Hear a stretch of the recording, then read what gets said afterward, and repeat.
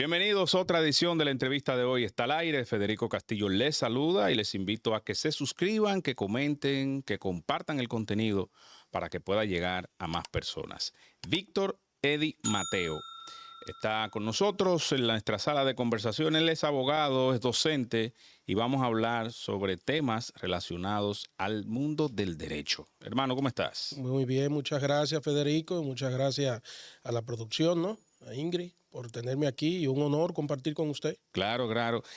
Vamos a hablar un poco de ti, un pequeño brief de tu perfil profesional y luego entremos en materia con temas de mucha actualidad que tenemos en Dominicana. Claro, bueno, en mi caso, como te ha dicho, soy abogado en ejercicio.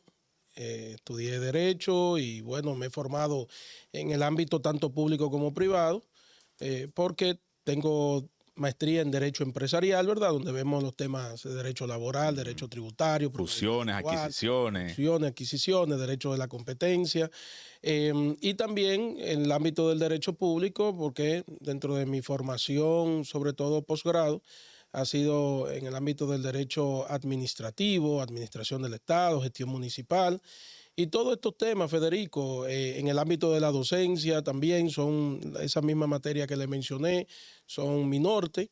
Y he tenido la oportunidad, gracias a Dios, de poder servir a través de esta vocación que es el sacerdocio, ¿verdad?, del magisterio. Sí. Y en el ámbito del ejercicio del derecho, ya como consultor y también litigante y asesor. Ya tú trabajaste un tiempo en Procompetencia y justamente eres especialista en ese tema de la ley de competencia. ¿Qué aspectos o cuáles son los elementos principales que regula la ley de competencia en República Dominicana? Si es solamente tema de comercio interno o tiene que ver también con temas de comercio externo. Bueno, muy buena pregunta, Federico. Siempre es importante aclarar, porque al ser un tema relativamente nuevo, aunque la ley 4208, como dice, ¿verdad?, es del año 2008, la Ley General de Defensa de la Competencia. Usted sabe que aquí hay sectores regulados, exacto, como es el caso de telecomunicaciones, el caso de energía, ¿verdad? Entre otros tantos. Y hay otros mercados que no están regulados y que obviamente ahí es que entra la parte de la defensa de la competencia. ¿Y quién entonces, qué ley, esos sectores que están regulados son los que...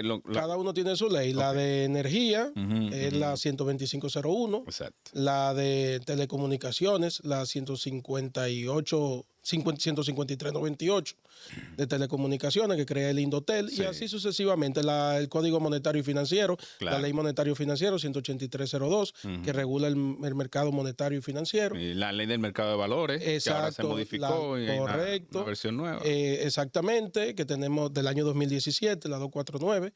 Y así sucesivamente, cada mercado está regulado, es decir, ¿qué quiere eso decir? Que ya tiene sus reglas previas para insertarse a ese mercado. El que quiera ir y participar sabe previamente ya que tiene normas que tiene que cumplir y que tiene que acatarse a una norma especial. Y esos sectores regulados, su regulación obedece a que pertenecen a sectores estratégicos, porque acabas de mencionar energía. Correcto.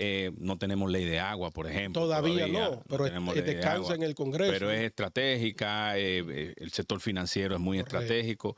Por el nivel de, voy a utilizar esa palabra, de vulnerabilidad y de criticidad en las operaciones de esos sectores es porque está regulado. Totalmente. Esa es la idea. La idea es que, obviamente, con el nuevo liberalismo, el Estado asumió un rol donde sale de participar en el mercado para ser ente regulador. ¿De acuerdo? Y, obviamente, la primera legislación, usted recordará que fue... ejemplo de esto es la de telecomunicaciones, por cierto, que donde Indotel pasa meramente a ser regulador, no participa en el mercado, pero sí conoce de las adquisiciones, de las fusiones en la materia. Lo hemos visto en los últimos años con Orange, con Centennial anteriormente, de luego Viva, con Claro y así sucesivamente.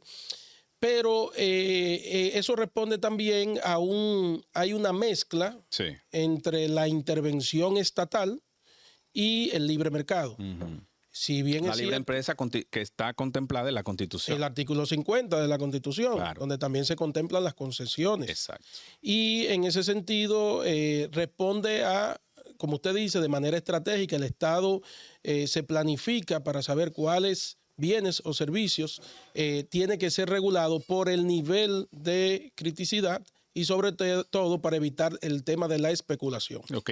En el caso de los sectores no regulados, podemos mencionar algunos, pero ustedes, perdón, digo ustedes porque perteneciste a Procompetencia, pero la ley se crea justamente para evitar el tema de duopolio, oligopolio, monopolio, que se puede dar en sectores regulados Sí. también. Y de hecho hay muchísimas personas que lo dicen de manera indistinta, hablan de monopolio sin saber que existe una figura que se llama posición dominante, que no necesariamente es un monopolio, aunque se parezca. Ok. Vamos a establecer esa diferencia. Esa Sería diferencia. Bueno, interesante. y partiendo de lo que me preguntaba en principio, es importante decir que la ley, obviamente, las tres conductas que castiga de alguna u otra manera, o que persigue o que ve, es el abuso de posición dominante, porque la posición dominante por sí no es una conducta negativa.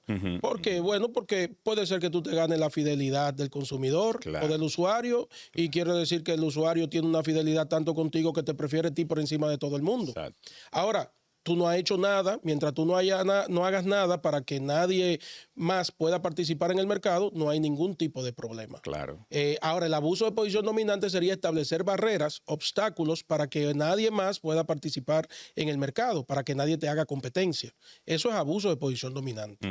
Y lo castiga la ley 4208, incluso con un máximo al día de hoy que cualquiera podría pensar que es gran cosa y no es gran cosa, de hasta 3,000 salarios mínimos, que hoy en día sería próximo a 50 millones de pesos.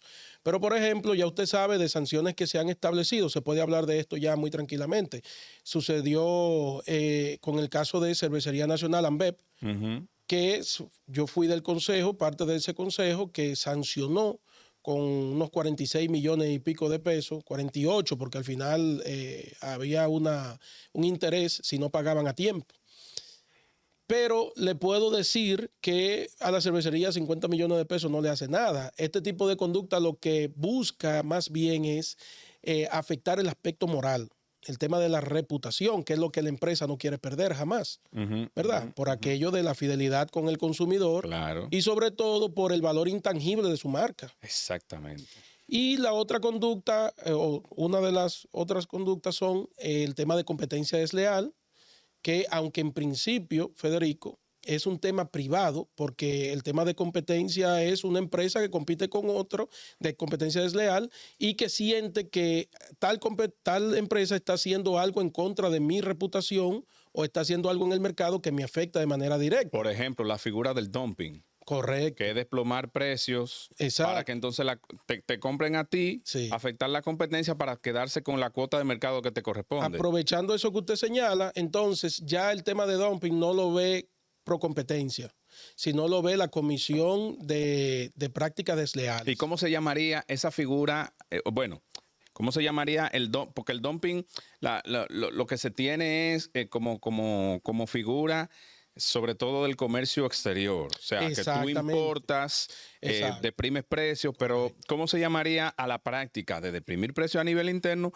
En empresas que se desenvuelven en el mercado dominicano, no necesariamente importadoras, sino local. Se llamaría digo vulgarmente, no porque sea nada negativo. No, porque es lo común. Sino porque lo común se le llamaría igual. Lo cierto es que se tipificaría como una práctica de competencia desleal. ¿De acuerdo? Así tal. Eso, la ley 4208, aunque lo ve, lo que incluso hubo una resolución de hace quizá 2 años, en 2022, creo que la 009-2022, que establece que siempre y cuando haya un interés público envuelto, entonces sí Procompetencia puede de alguna u otra manera intervenir en un proceso. Pero es bueno que se sepa. En prácticas de abuso de posición dominante, sí se puede imponer sanción. En prácticas colusorias o carteles, sí se puede establecer sanciones. Pero en el caso, por ejemplo, sanciones pecuniarias me refiero, pero en el caso de competencia desleal, la ley 4208 no tiene garras. Simplemente lo que hace es llamar la atención de la práctica, pero esa, a diferencia de las demás conductas, sí se puede llevar, y lo que le sirve ante un tribunal civil, que sería la instancia jurisdiccional, lo serviría como aval de que la autoridad de competencia recrimina la práctica, pero no puede sancionar pecuniariamente, sino que cualquier persona que se sienta que le han vulnerado algún tipo de derecho, ¿verdad?, por una mala práctica, lo que sí puede demostrar o solicitar que le indemnicen pecuniariamente y que cese esa práctica, ¿de acuerdo? Pero y si la empresa que practica la competencia desleal es recurrente en la acción. Es reincidente. Entonces, ¿qué acciones o qué ley contempla alguna acción? Mira, actualmente, bueno, en el año 2023 se llevó a cabo el examen de la OCDE. Es un peer review, un examen interpar, y aquí aprovecho modestamente, este año en febrero sustenté mi tesis doctoral, donde obviamente me convierto en doctor, en PhD, y el tema fue efectos de la ley 4208 de defensa de la competencia en el ordenamiento jurídico dominicano. Ese examen interpares refleja todas las falencias, ¿verdad?, las fortalezas, que son muy mínimas. Lo positivo es que existe una ley, pero esa ley debe ser fortalecida. Y debe ser fortalecida porque, primero, las empresas, como bien decíamos, grandes, vamos a decir los grandes contribuyentes, no se sienten amenazados por una ley que lo que me puede sancionar es hasta 50 millones de pesos. Exacto. Eso ni siquiera le pica. Pero lo cierto es que, además de eso, se trata de una ley que no está a la vanguardia. Y aunque esa ley respondió a la implementación del DR-CAFTA, fue una de las exigencias, aunque es una ley posterior a la entrada en vigor, lo cierto es que la ley por el sector empresarial, esto sucede generalmente, Federico, en los países donde no hay cultura en el tema. Estamos hablando que en la era moderna, en Estados Unidos, la ley Sherman es de 1890. Es decir, hay una tradición cultural, jurídica, social, económica en el tema. Y de hecho, usted que seguro ha estado varias veces en Estados Unidos, sabe que la competencia es muy fuerte en Estados Unidos. Y muy agresiva. Y se ve en las piezas publicitarias donde una marca ataca a otra con nombre y apellido, o sea, se mofa. Hay una tolerancia en el mercado hasta cierto punto. Exacto. Pero en el caso dominicano nosotros no estamos todavía a ese nivel. Sin embargo, por ende, tú tienes que crear, obviamente, una ley que sea adaptada al contexto social, económico y político, pero lo cierto es que para poder mantenerte y para poder brindar seguridad jurídica a cualquier inversionista que lleve por la norma, ¿verdad?, su inversión y quiera invertir en un país que le brinde garantías, tú tienes que tener una buena ley en materia de competencia. Claro. Porque esa persona viene como sociedad extranjera, pero viene a establecerse en suelo dominicano. Exacto. Pero si yo voy con mi capital donde no hay seguridad jurídica, ¿a qué voy? Si voy a perder. Hay empresas que tienen representación de marcas y de productos de manera exclusiva. Exacto.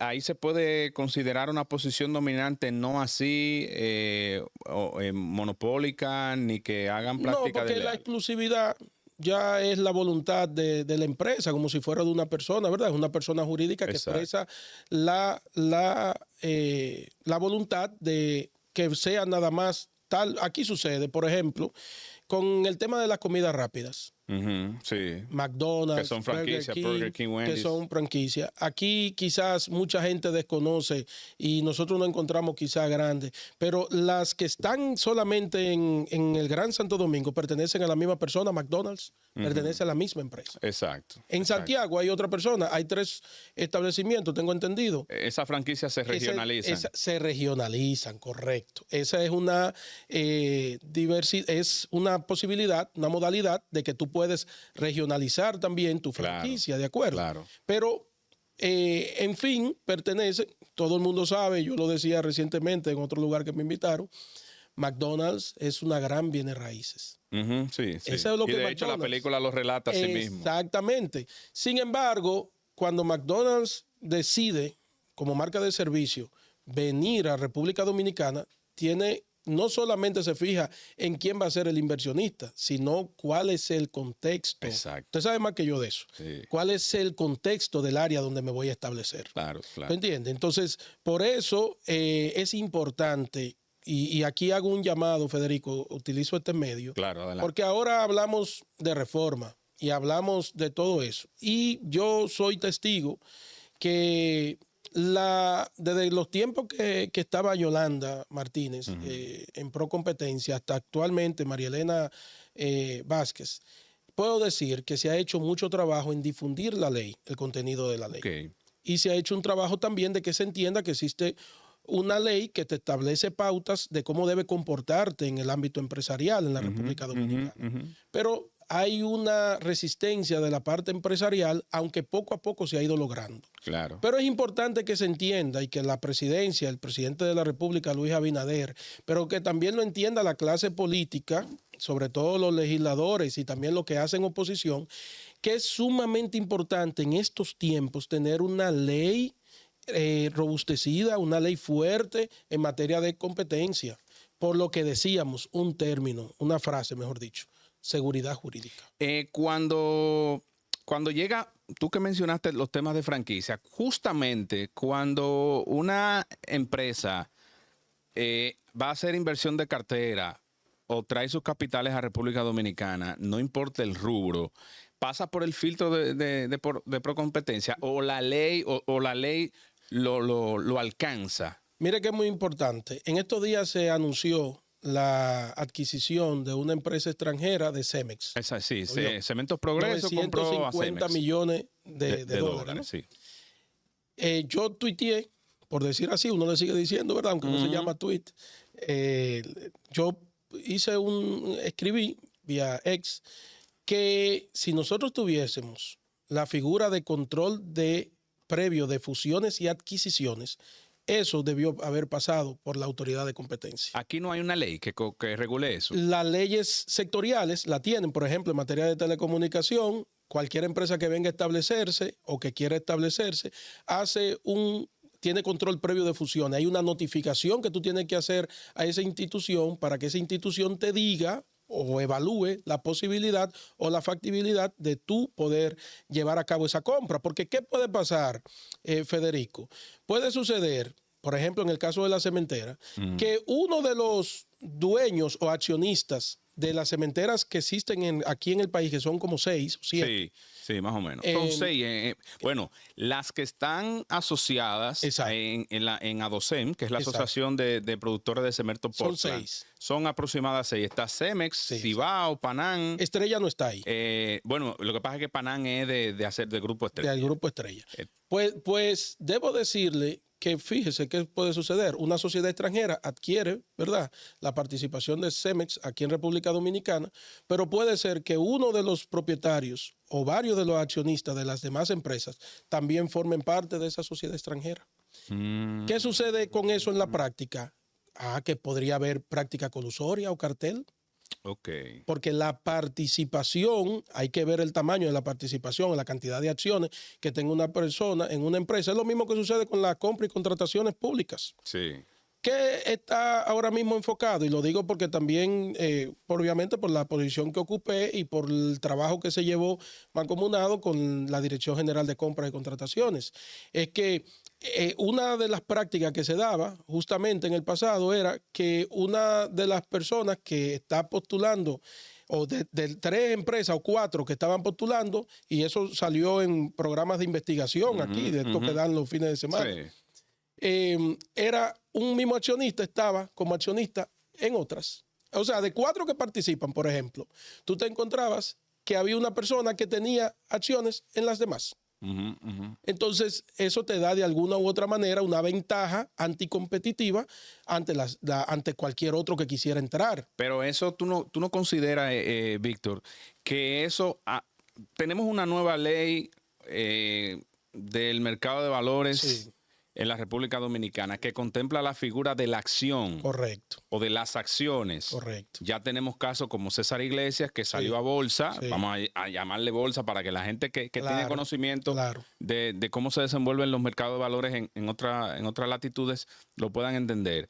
Ya César Iglesias salió a bolsa, Banco Promérica y otras más. Correcto. Entonces, eso no le da más fuerza a que lo que tú estás explicando, que empresarios puedan tener mucha participación en empresas que vienen a adquirir o que se fusionan a nivel interno. Sí. Bueno, en el tema, por ejemplo, de del mercado de valores en sí, que está regulado, que es una ley sectorial, sí, exactamente. Ahí no hay ningún tipo de problema, porque es que ya ellos hacen precisamente esa labor previa de evaluar que todo se encuentre bien y de que aquí no hay nada pecaminoso.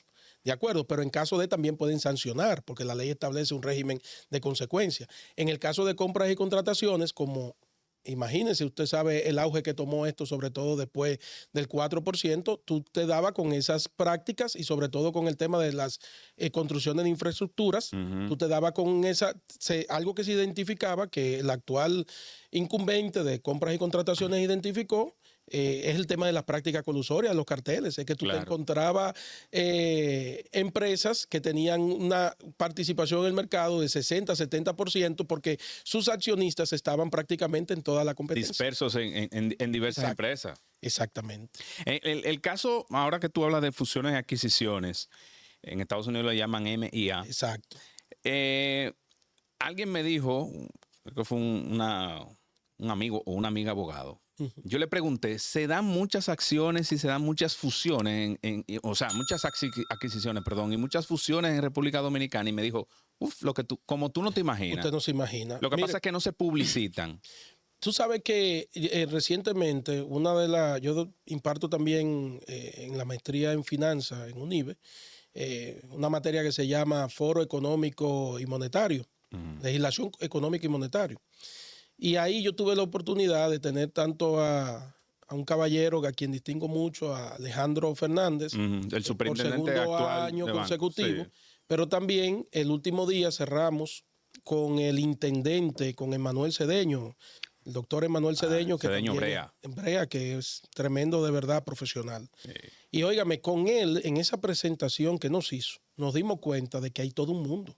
Claro. Incluso unos números astronómicos increíbles, que cualquiera pensaría que se trata hasta de una burbuja, pero la verdad es que ha tomado un dinamismo increíble. Lo que pasa es que quienes acceden al mercado, vamos a decir, a los puestos de bolsa, los grandes, los que tienen conocimiento, más educación. Los grandes como emisores. Como emisores, de papeles comerciales, bonos, acciones, correcto.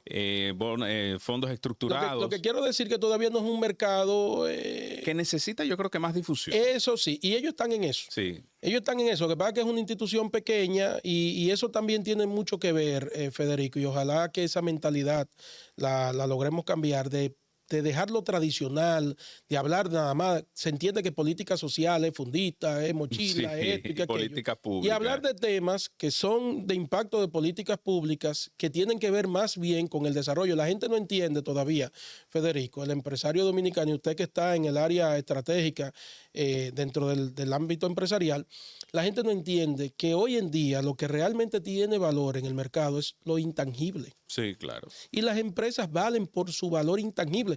¿Qué es su valor intangible? El valor que se gana una empresa a través de sus signos distintivos, o sea, sus marcas, sus nombres, sus lemas, que gana una fidelidad en el mercado, pero que la gente lo sigue independientemente del producto o del bien, del producto o del servicio. Y la evaluación a través de sus acciones. Por eso desde hace un tiempo a las empresas no se le llama empresas solamente, sino ciudadanos corporativos. Totalmente. Porque más allá de la generación de empleo, la correspondencia del pago de impuestos, la generación de riqueza, está el compromiso que esa empresa tiene con el entorno. Totalmente. Y tú que hablabas del entorno cuando, por ejemplo, McDonald's se va a instalar en cualquier localidad.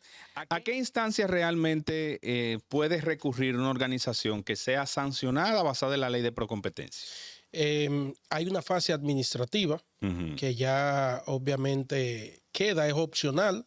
La fase administrativa es opcional llevarla, pero generalmente cuando hay una denuncia en contra de esa empresa o cuando hay algún tipo de disposición de oficio de parte de la dirección ejecutiva, porque lo primero es entender, Federico, que existe un doble grado en el ámbito de procompetencia como institución.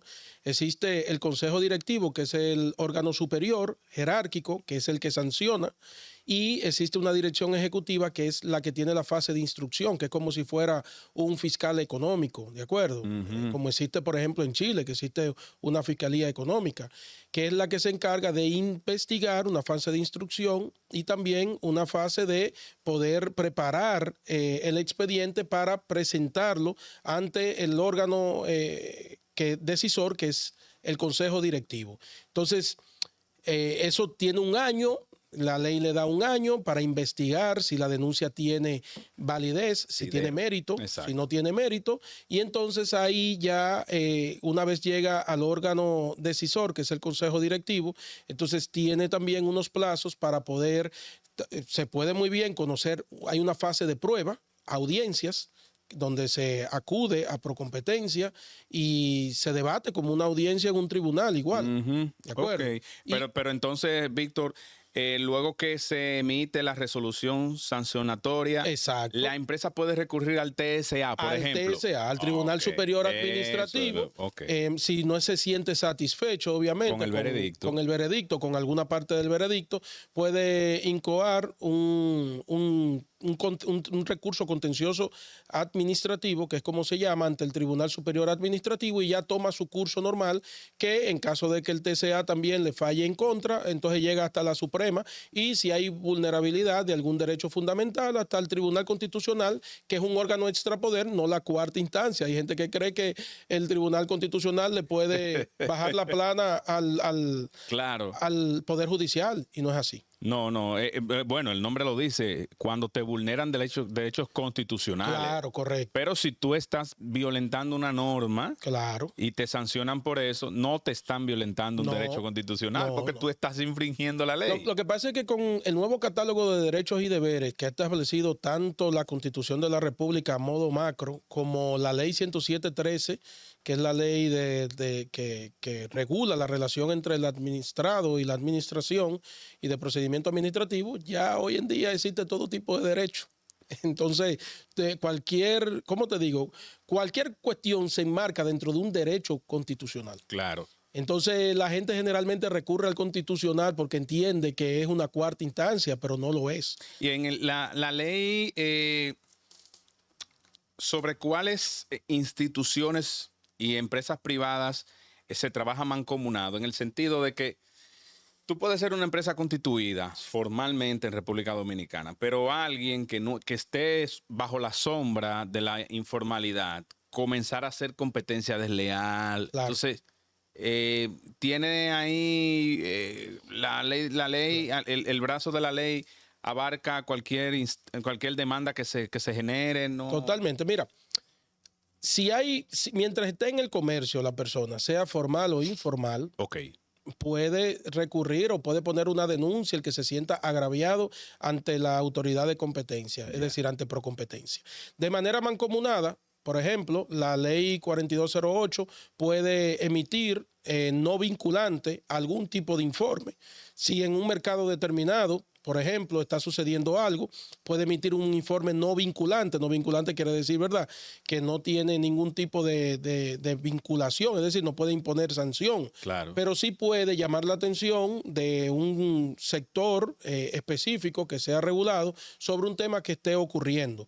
Generalmente lo ideal es que haya una coordinación interinstitucional, así lo manda la ley 4208. De hecho, los temas que versen sobre aspectos comerciales, lo ideal, y según manda la ley 4208, el problema es, Federico, que eso es lo que dice la ley 4208, pero no necesariamente lo que está en otra ley. Claro. Entonces, cuando son sectores regulados, entienden que cualquier notificación, vamos a decir, o llamado de atención, o no para decir llamado de atención, sino cualquier comunicación que venga de la autoridad de competencia es como injerencia, y no es eso. Lo que pasa es que la autoridad de competencia es el órgano rector en el tema, es el órgano donde se supone que están los técnicos especializados en la materia y que si te está llamando la atención, te lo está llamando para que le ponga ojo a tal agente económico de tu sector regulado porque no está haciendo las cosas correctas.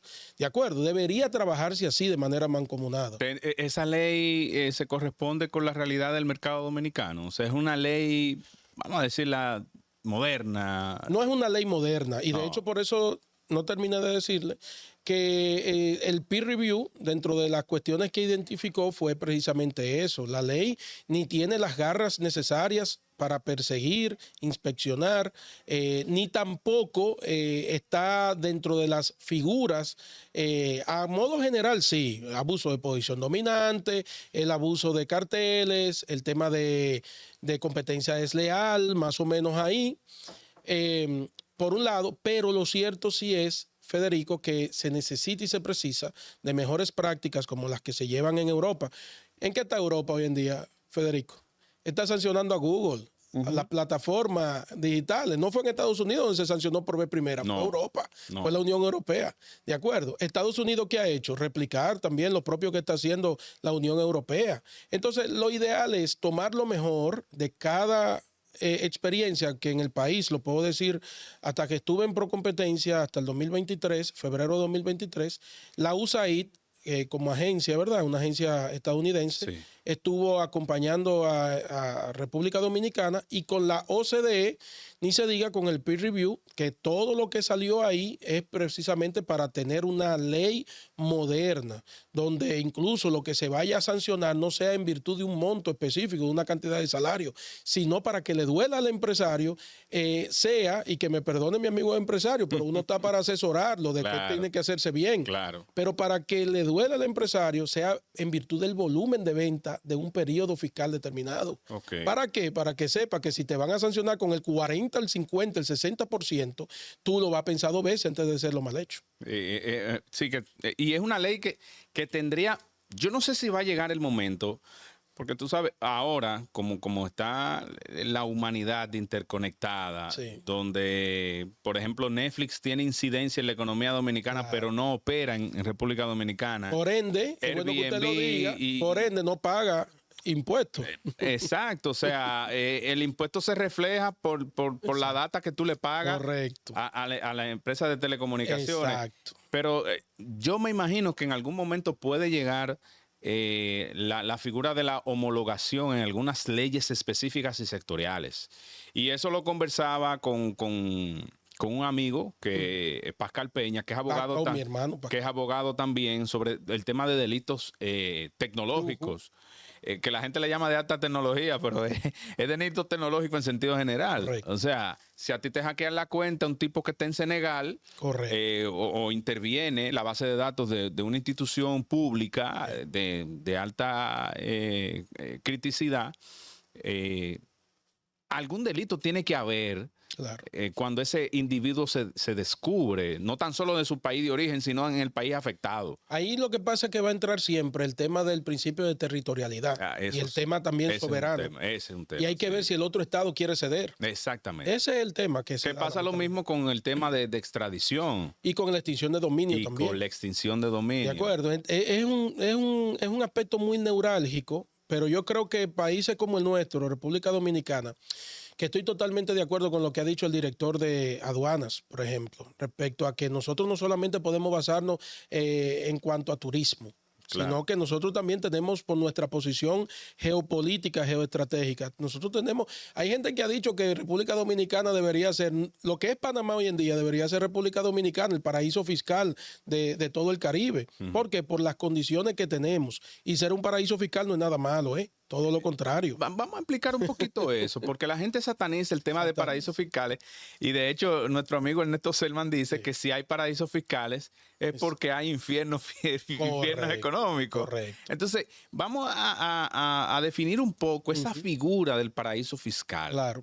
El paraíso fiscal generalmente son naciones que deciden, ¿verdad? Países que deciden tener tasas blandas. tasas impositivas blandas. ¿Con qué finalidad? Generalmente con que inversionistas vengan a su país a pagarme tasas blandas, pero por el número de inversionistas que va a venir, por la cantidad y por la suma, va a ser mucho dinero. Entonces lo que los países quieren, mejor dicho, es que vengan inversionistas, pero yo te lo pongo a tasas blandas, ¿de acuerdo? Que en comparación con los países, vamos a decir, de mi entorno, yo te brindo mejores tasas y quiere decir que tú vas a venir en gran volumen. Aquí hay artistas, por ejemplo, como Shakira, que tienen una situación muy delicada, por ejemplo, en España. Con el tema. Tuvo también futbolistas como Lionel Messi en su país natal. Claro. Ronaldo también tuvo problemas, ha tenido problemas, y muchísimos artistas lo tienen. ¿Por qué?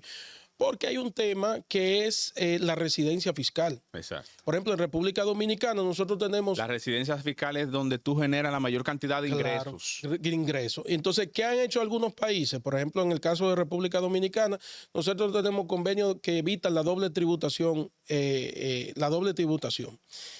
impositiva. Tenemos uno con España, tenemos uno con Canadá. Entonces, que generalmente... ¿Sobre qué versa? Sobre el impuesto que tiene mayor incidencia, que es el impuesto sobre la renta. Ajá. Y entonces, en República Dominicana establecemos que una persona que sobrepase los 182 días, ¿de acuerdo? Ya tiene una residencia fiscal. Usted tiene que pagar aquí. Ahora, en España son 182 días. Exacto. El que tengas, cuando tú sumas 182 y 183, te da 365. Exacto. Ahora, ¿qué se ha hecho? Una salida que se ha buscado, quizás en un momento determinado, porque tiene ya mucho tiempo ese convenio, es precisamente por la incidencia, ¿verdad? Y por las buenas relaciones que hay entre ambas naciones, algo que sanaría y que mantendría, ¿verdad? Esa buena relación, ese vínculo, es precisamente un convenio que evita esa doble tributación. Pero fíjate, tenemos apenas 2. Quiere decir que no es un atractivo. No. Porque los países lo que quieren es captar recursos. Claro. No, y además, los países que se denominan paraísos fiscales, claro, cuando la persona va a depositar sus recursos, sus capitales en esos países, hacen su debida diligencia. Su debida diligencia, totalmente. Porque se ha estigmatizado mucho de que todo el que tiene... ilegal. No, que todo el que tiene dinero en paraísos fiscales proviene de acciones ilícitas. Eso es incorrecto pensarlo. Y lamentablemente, uno por el auge, sobre todo, ¿verdad?, de estas redes, que cualquier cosa se convierte en verdad, pues verdad. Lo cierto, de tanto que se repite, lo cierto es que se ha satanizado, porque la gente lo que dice, pero ¿por qué si él cree tanto en su país? ¿Por qué él se lo lleva a otro lugar? Llevar. Pero hermano, el tema es que tú quieres tener mayor rentabilidad. Claro. Donde te brinden mayor rentabilidad es que tú vas a tener tus recursos. Y hay un ejemplo que tú lo puedes poner en comparación. Si tú estás en una empresa y te ofrecen más salario en otra, correcto, te vas para la otra. ¿Y por qué te fuiste de ahí si tenías 20 años? Bueno, correcto. Mira, a partir de eso, trayendo el tema de competencia nueva vez, y debo decirte que Pascal fue asesor en el consejo, mientras yo estuve ahí también gran parte. En Estados Unidos se acaba, por ejemplo, de establecer una nueva disposición en virtud de las cláusulas de no competencia en materia laboral. Yo recuerdo, para hacerte esta anécdota breve, de la USAID, unas personas que vinieron, creo que eso fue en el 2022, 2021, repasando el tema de la ley que se quiere promulgar, que se quiere sacar. Y nos preguntaba, ¿cuál es el papel de Procompetencia, como autoridad de competencia en el mercado laboral? Y tú sabes, Federico, que tiene muchísima experiencia, que aquí hay un tema grave con el tema de las cláusulas de no competencia. Aquí, sobre todo en los bancos, tú te ves que un gerente que está hoy, mañana fácilmente otro banco le ofreció un paquete de beneficios mejor y simplemente se va. Exacto, sí. Hay muchas empresas donde no establecen cláusula de competencia. Sin embargo, hay otras que te dicen, si te vas antes de tal periodo, entonces tú te voy a poner una penalidad de tanto a ti y al empleador. Exacto. ¿De acuerdo? Igual. Entonces, eso fue regulado ya en Estados Unidos, que nos falta aquí también, porque el mercado laboral, al ser regulado por el Ministerio de Trabajo, Procompetencia como autoridad de competencia, no tiene tampoco incidencia. No. Incluso, te puedo decir que nunca ni siquiera se ha abordado, no sé ahora que yo salí. Porque su característica más bien es como una especie de unidad técnica. Claro. Eso. Bueno, ¿usted dice de quién? De Procompetencia. Bueno, si no estuviese regulado, Procompetencia tiene. Porque ¿dónde Procompetencia? Creo que me hizo esa pregunta más temprano. ¿Dónde Procompetencia tiene incidencia? En todos aquellos mercados que no se encuentren regulados. Ya, ok. Pero si el mercado se encuentra regulado, por ejemplo, el sector, aquí hay un sector que es el de tránsito terrestre. Ese sector está regulado por la 6317. Exacto. Que esa ley la ejecuta Intran. Intran. Conjuntamente con DGCET. Correcto. Entonces, Procompetencia no puede hacer más nada que ¿qué? Hacerle un informe no vinculante. Ya. Más nada, no puede hacer.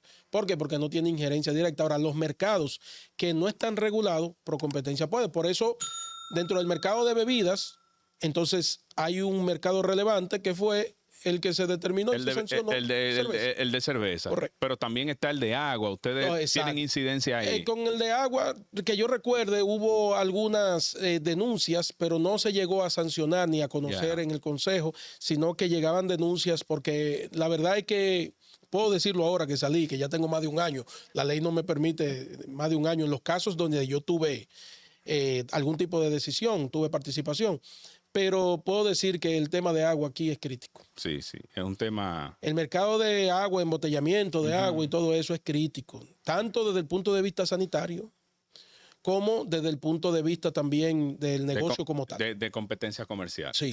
Víctor Eddie Mateo, gracias. Gracias por este exquisito espacio. Sí, hay que dejarle algo a la audiencia para otra edición. No, a la hora. Vamos a hablar de muchas cosas posteriormente. Yo encantado. Te esperamos por aquí para seguir conversando. Un honor, cuente conmigo. Gracias. A ustedes las gracias. Federico Castillo se despide en esta edición de la entrevista de hoy.